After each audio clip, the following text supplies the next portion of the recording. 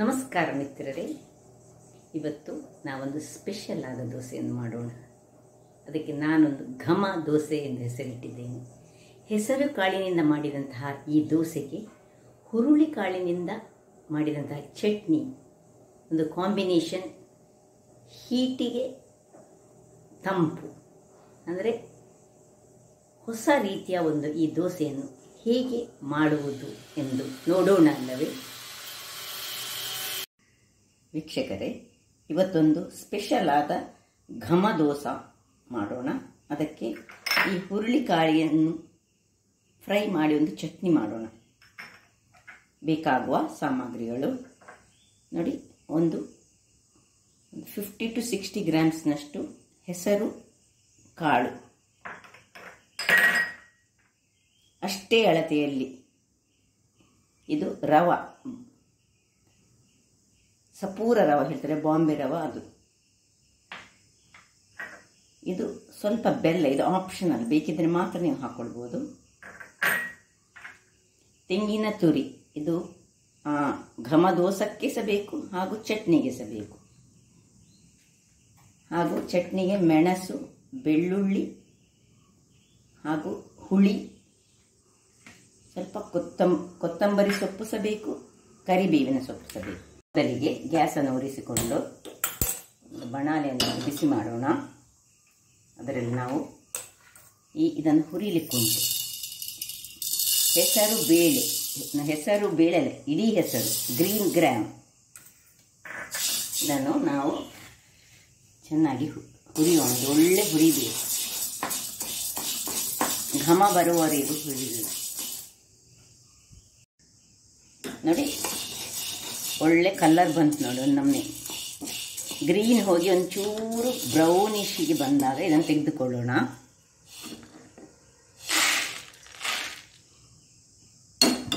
ಇದನ್ನು ತಣ್ಣಗಾಗಲಿಕ್ಕೆ ಬಿಡುವ.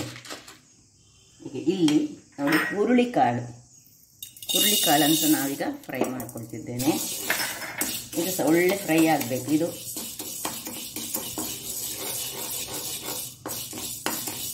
ಇದಕ್ಕೆ ಮಾತ್ರ ಹುರುಳಿಕಾಳುಗೆ ನಾನು ಸ್ವಲ್ಪ ಬಿಸಿ ಆಗುವಾಗ ಇದಕ್ಕೆ 1 ಸ್ಪೂನಿನಷ್ಟು ಎಣ್ಣೆಯನ್ನು ಹಾಕ್ಕೊಳ್ತಿದ್ದೇನೆ.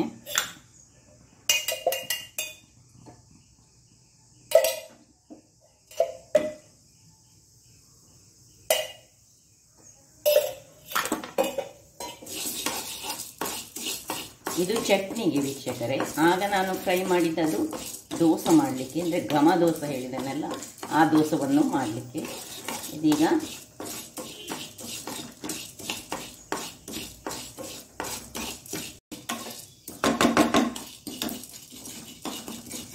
ನೋಡಿ, ಈ ಕಲರಿಗೆ ಬರುವಾಗ ಇದು ಪಟ್ ಹೊಡಿಬೇಕು. ಅಷ್ಟು ಹೊತ್ತಿಗೆ ನಾವಿದನ್ನು ತೆಗೆದುಕೊಳ್ಳೋಣ. ನೋಡಿ, ಒಂದೊಂದು ಹೊಡಿಲಿಕ್ಕೆ ಶುರುವಾಯಿತು.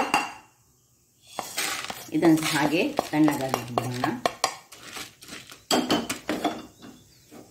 ಕರಟಬಾರ್ದು, ಇದು ಒಳ್ಳೆ ಫ್ರೈ ಆಗಬೇಕು ಅಷ್ಟೇ, ಪಟ್ ಹೊಡಿಬೇಕು.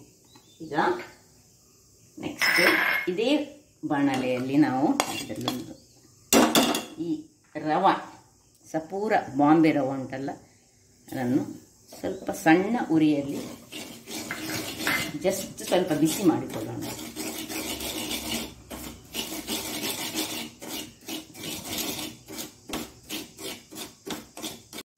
ಓಕೆ, ಜಸ್ಟ್ ಸ್ವಲ್ಪ, ಇದು ತುಂಬ ಫ್ರೈ ಆಗಲಿಕ್ಕಿಲ್ಲ, ಒಂದು ಸ್ವಲ್ಪ ಬಿಸಿ ಆದರೆ ಸಾಕು ವೀಕ್ಷಕರೇ.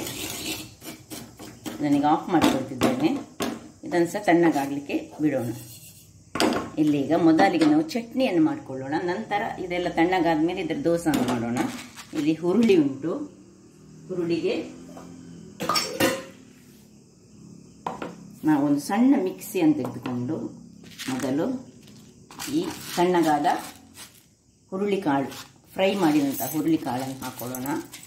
ಅದನ್ನು ನಾನು ಸ್ವಲ್ಪ ಎಣ್ಣೆಯಲ್ಲಿ ಫ್ರೈ ಮಾಡಿಕೊಂಡದ್ದು.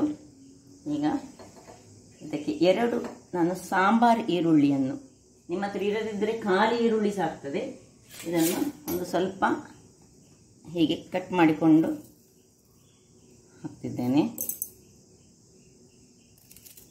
ಕಟ್ ಮಾಡಬೇಕಂತ ಸಹ ಏನಿಲ್ಲ, ಇದನ್ನು ಸೀದಾ ಹೀಗೆ ಸಹ ಹಾಕೊಳ್ಬೋದು. ಈಗ ಒಂದೇ ಒಂದು ರೆಡ್ ಚಿಲ್ಲಿ, ಕೆಂಪು ಮೆಣಸು, ಮತ್ತು ಖಾರ ನಿಮಗೆ ಹೆಚ್ಚು ಬೇಕಿದ್ದರೆ ನೀವು ಹೆಚ್ಚು ಯೂಸ್ ಮಾಡ್ಬೋದು, ಮತ್ತು ತೆಂಗಿನ ತುರಿ,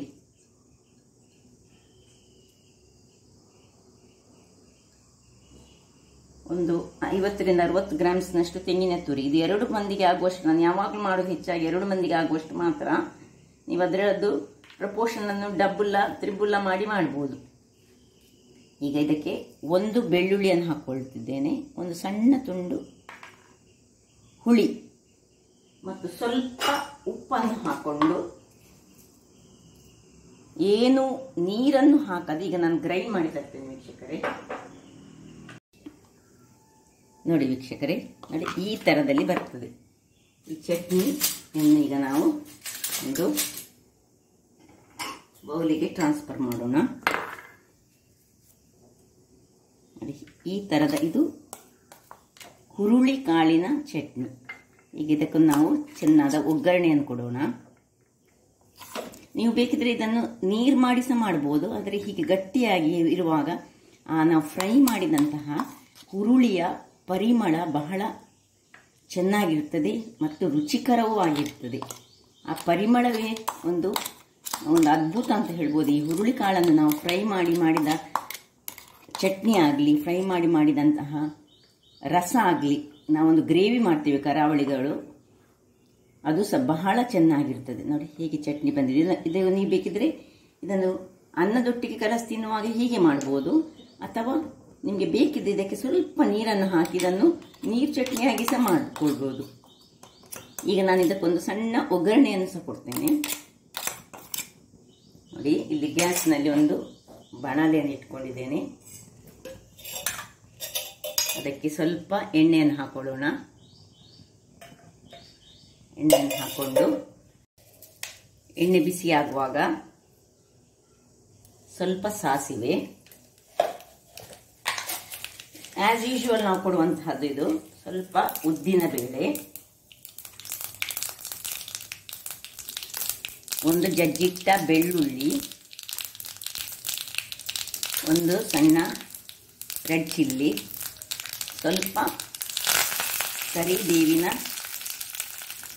ಸೊಪ್ಪು ಮತ್ತು ಸ್ವಲ್ಪ ಹಿಂಗು ಹಾಕಿ ಆಯಿತು, ಆಫ್ ಮಾಡಿಕೊಳ್ಳೋಣ. ಈಗ ಇದನ್ನು ಈ ಚಟ್ನಿಗೆ ಟ್ರಾನ್ಸ್ಫರ್ ಮಾಡೋಣ.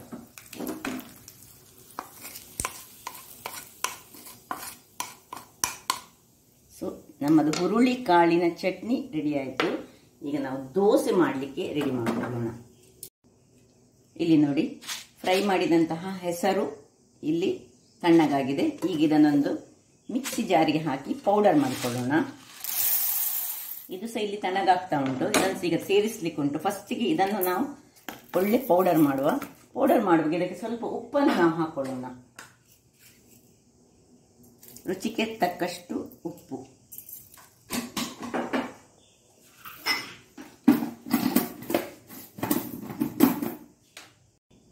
ನೋಡಿ ವೀಕ್ಷಕರೇ, ನೋಡಿ ಇಷ್ಟು ಮುಕ್ಕಾಲು ವಾಸಿ ಪೌಡರ್ ಆಗಿದೆ. ಈಗ ಇದರೊಟ್ಟಿಗೆ ನಾವು ಈ ಸಜ್ಜಿಗೆ, ಫ್ರೈ ಮಾಡಿದಂತಹ ಸಜ್ಜಿಗೆಯನ್ನು ಸಹ ಹಾಕೊಳ್ಳೋಣ. ಎರಡು ಚೆನ್ನಾಗಿ ಪೌಡರ್ ಆಗಬೇಕು. ಒಳ್ಳೆ ಫೈನ್ ಪೌಡರ್ ಮಾಡಿಕೊಂಡು ತರ್ತೇನೆ ಈಗ ನಾನು. ಇಲ್ಲಿ ನೋಡಿ ವೀಕ್ಷಕರೇ, ನೋಡಿ ಇಷ್ಟು ಫೈನ್ ಆದ ಪೇಸ್ಟ್ ಆಯಿತು. ಈಗ ಇದನ್ನು ಒಂದು ಬೌಲಿಗೆ ಟ್ರಾನ್ಸ್ಫರ್ ಮಾಡೋಣ.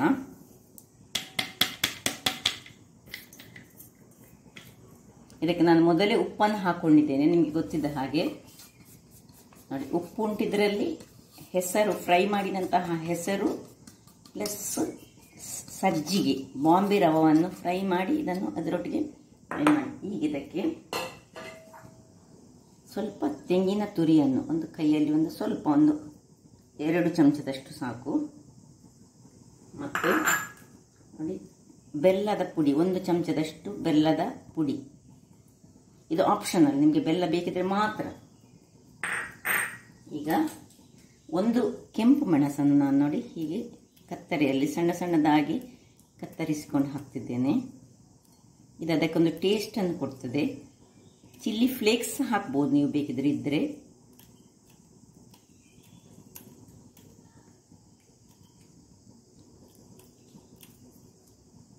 ಇನ್ನು ಕತ್ತರಿಸಿದ ಕೊತ್ತಂಬರಿ ಸೊಪ್ಪು ಹಾಗೂ ಈ ಕರಿಬೇವಿನ ಸೊಪ್ಪನ್ನು, ಕರಿ ಲೀವ್ಸನ್ನು ನೋಡಿ ಹೀಗೆ ಸಣ್ಣ ಸಣ್ಣದಾಗಿ ಕತ್ತರಿಸಿ, ಕೈಯಲ್ಲಿ ಸಹ ಕತ್ತರಿಸಿಕೊಳ್ಬೋದು. ಇದು ಫಾಸ್ಟ್ ಆಗ್ತದೆ ಹೇಳಿ ನಾನೀಗ ಕತ್ತರಿಯಲ್ಲಿ ಮಾಡ್ತಿದ್ದೇನೆ. ಇಷ್ಟು ಮಾಡಿದ ಮೇಲೆ ನಾವಿನ್ನು ಇದನ್ನು ಇದಕ್ಕೆ ಸ್ವಲ್ಪ ನೀರನ್ನು ಹಾಕ್ಕೊಂಡು ನಿಧಾನಕ್ಕೆ ನಾವು ಕಲರಿಸಿಕೊಳ್ಳೋಣ. ಇದನ್ನು ಒಳ್ಳೆ ನೀರಾಗಬೇಕು ನೋಡಿ, ಏನು ಪರಿಮಳ ಬರ್ತದೆ ಈಗಲೇ ಈ ತಿರುಗಿಸುವಾಗಲೇ. ಹೇಳಿದರೆ ನಾವು ಹೆಸರನ್ನು ಫ್ರೈ ಮಾಡಿದಂಥದ್ದೆಲ್ಲ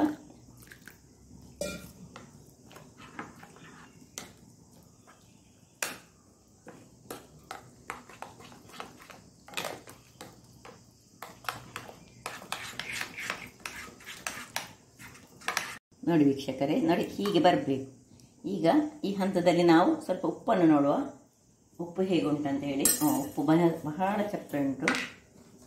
ಸ್ವಲ್ಪ ಉಪ್ಪನ್ನು ಹಾಕ್ಕೊಳ್ತಿದ್ದೇನೆ. ಉಪ್ಪನ್ನು ಹಾಕಿ ಕಲಡಿಸಿಕೊಂಡು ನಾವು ಇದನ್ನು 10 ನಿಮಿಷಗಳ ಕಾಲ ನೆನೆಯಲು ಬಿಡೋಣ. ಒಂದು 10 ನಿಮಿಷದ ನಂತರ ಇದನ್ನೀಗ ದೋಸೆ ಮಾಡೋದು ನಾವು. ವೀಕ್ಷಕರೇ ನೋಡಿ, ಇಲ್ಲಿಗ 15 ನಿಮಿಷ ಆಗಿದೆ. ನೋಡಿ ನಾನು 15 ನಿಮಿಷಗಳ ಕಾಲ ಇದನ್ನು ರೆಸ್ಟಿಗೆ ಇಟ್ಟಿದ್ದೇನೆ. ಇಲ್ಲಿಗ ಗ್ಯಾಸನ್ನು ಉರಿಸಿ ಇದನ್ನು ಕಾವಲಿ ಬಿಸಿ ಆಗಲಿ. ಕಾವಲಿ ಬಿಸಿಯಾದಾಗ ಸ್ವಲ್ಪ ತುಪ್ಪವನ್ನು ಜಸ್ಟ್ ಗ್ರೀಸ್ ಮಾಡಿಕೊಳ್ಳಿ. ಕನ್ಸಿಸ್ಟೆನ್ಸಿ ನೋಡಿ ಹೀಗೆ ಇರಬೇಕು. ಇದಕ್ಕಿಂತ ತೆಳು ಸಹ ಮಾಡ್ಬೋದು. ನಿಮಗೆ ಬೇಕಿದ್ದರೆ ಇದಕ್ಕೆ ನೀವು 1-2 ಚಮಚದಷ್ಟು ಅಕ್ಕಿ ಹುಡಿಸನ್ನು ನೀವು ಸೇರಿಸಿಕೊಳ್ಬೋದು. ನಾನಿಲ್ಲಿ ಸೇರಿಸಲಿಲ್ಲ. ಸೇರಿಸಿದ ಸಹ ಬಹಳ ಟೇಸ್ಟ್ ಆಗ್ತದೆ, ಅದು ಸಹ ಒಳ್ಳೆಯದಾಗ್ತದೆ. ಇದು ಖಾಲಿ ಈಗ ನಾವು ರವೆ ಮತ್ತು ಗ್ರೀನ್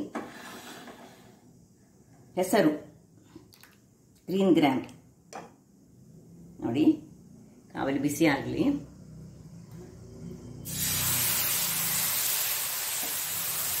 ಬಹಳ ಟೇಸ್ಟಿಯಾಗಿರ್ತದೆ ಮತ್ತು ಆರೋಗ್ಯಕ್ಕೂ ಬಹಳ ಉತ್ತಮ. ಸ್ವಲ್ಪ ನೀರು ದೋಸೆ ಹದದಲ್ಲಿ ಮಾಡೋದು. ಅದೇ ಸ್ವಲ್ಪ ನೀರು ದೋಸೆಗಿಂತ ಇದು ದಪ್ಪ ಆಗ್ತದೆ. ಇದು ಸ್ವಲ್ಪ ದಪ್ಪವೇ ಆಗಬೇಕು ವೀಕ್ಷಕರೇ, ಒಳ್ಳೇದಾಗ್ತದೆ ದಪ್ಪ ಆದರೆ ಸಹ. ಈಗ ಇಷ್ಟಾಗುವಾಗ ಇದನ್ನು ಮುಚ್ಚಿಟ್ಟುಕೊಳ್ಳೋಣ.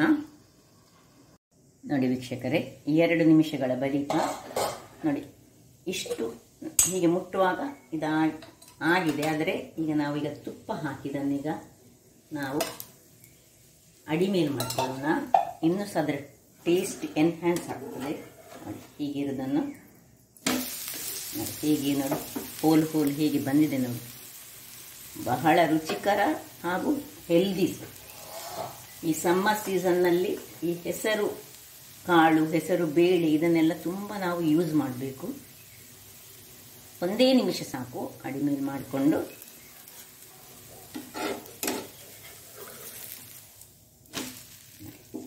ಹೇಗೆ ಬಂದಿದೆ ನೋಡಿ. ಇದನ್ನು ಇನ್ನೊಂದನ್ನು ಸಹ ಸೇಮ್ ಪ್ರೊಸೀಜರ್ ನೋಡಿ ಹಾಕೋದು. ಹೆಚ್ಚು ದಪ್ಪ ಇಟ್ಕೊಳ್ಬಾರ್ದು, ಇದನ್ನು ಅದಾದಲ್ಲಿ ಇಟ್ಕೊಳ್ಬೇಕು.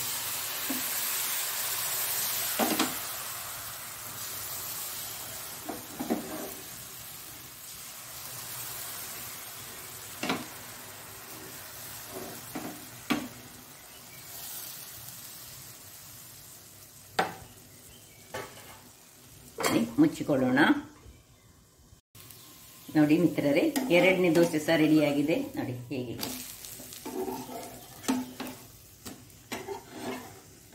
ಬಹಳ ರುಚಿಕರ ಹಾಗೂ ಹೆಲ್ದಿ ಸಹ. ಅದರೊಟ್ಟಿಗೆ ಇದು ಯಾಕೆ ನಾನು ಈ ಚಟ್ನಿ ಮಾಡಿದೆ ಹೇಳಿದರೆ, ಹೆಸರು ಸ್ವಲ್ಪ ತಂಪು, ಅದರೊಟ್ಟಿಗೆ ಹುರುಳಿ ಕಾಳು ಸ್ವಲ್ಪ ಹೀಟ್. ಹುರುಳಿಯ ಹೀಟನ್ನು ತೆಗಿಲಿಕ್ಕೆ ಅದನ್ನು ನಾವೇನು ಮಾಡಿದ್ದೇವೆ, ಎಣ್ಣೆಯಲ್ಲಿ ಫ್ರೈ ಮಾಡಿದ್ದೇವೆ. ಬಹಳ ಟೇಸ್ಟಿಯಾದ ಈ ಚಟ್ನಿ ಉಂಟಲ್ಲ ನೋಡಿ, ಏನು ಚೆನ್ನಾಗಿದೆ. ನಮ್ಮ ಕರಾವಳಿಗರು ಇದನ್ನು ಯಾವಾಗಲೂ ಮಾಡ್ತಿರ್ತಾರೆ. ಅದು ಮಳೆಗಾಲದಲ್ಲಿ ಈ ಚಟ್ನಿ ನಮ್ಮ ಮನೆಗಳಲ್ಲಿ ಹೆಚ್ಚಾಗಿ ಇರ್ತದೆ. ನೋಡಿ ಯಾವ ರೀತಿಯಲ್ಲಿ ಟೆಕ್ಸ್ಚರ್ ಬಂದಿದೆ ನೋಡಿ. ತಿನ್ನಲು ಅಷ್ಟೇ ರುಚಿಕರವಾಗಿದೆ. ಹಾಗಾದರೆ ವೀಕ್ಷಕರೇ, ನನ್ನ ಈ ಕುಕಿಂಗ್ ಚಾನಲ್ ನಿಮಗೆ ಇಷ್ಟ ಆದರೆ ಬೋಳೂರು ಸುವರ್ಣ ಚಾನಲನ್ನು ಲೈಕ್ ಮಾಡಿ, ಶೇರ್ ಮಾಡಿ ಹಾಗೂ ಸಬ್ಸ್ಕ್ರೈಬ್ ಮಾಡಿ ಹಾಗೂ ನನ್ನ ಇನ್ಸ್ಟಾಗ್ರಾಮ್ ಪೇಜನ್ನು ಫಾಲೋ ಮಾಡಿ. ಧನ್ಯವಾದಗಳು.